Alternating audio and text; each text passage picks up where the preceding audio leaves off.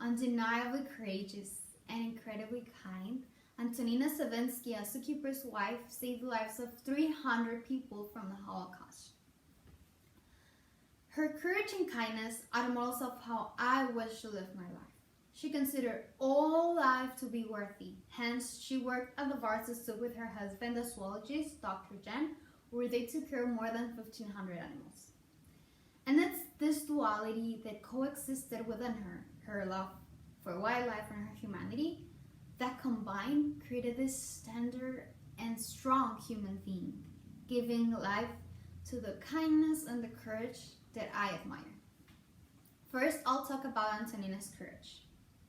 The Zabinskis were Catholics and did not have a lot to fear during the Nazi occupation of Poland compared to the Jews. In fact, the Nazis named Jan the superintendent of public parts of Warsaw during the occupation. They used this new privilege and risked their lives by hiding refugees in unoccupied animal cages in other parts of the zoo.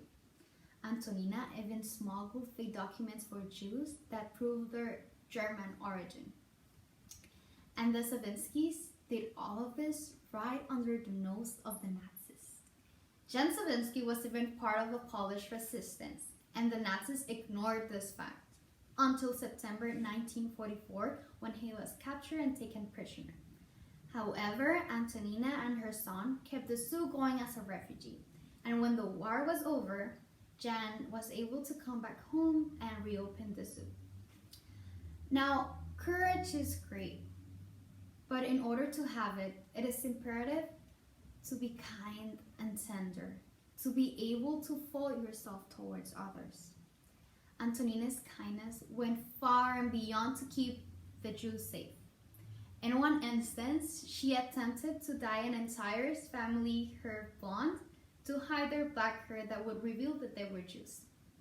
And an interesting fact about this is that their hair turned out more reddish, so the code name for that family, the Kensingtons, became the Squirrels. In addition, since some of the refugees were hiding in their basement, Antonina would start playing a piano song called Go, Go to Creed whenever they had visitors, to let them know to not make any noise.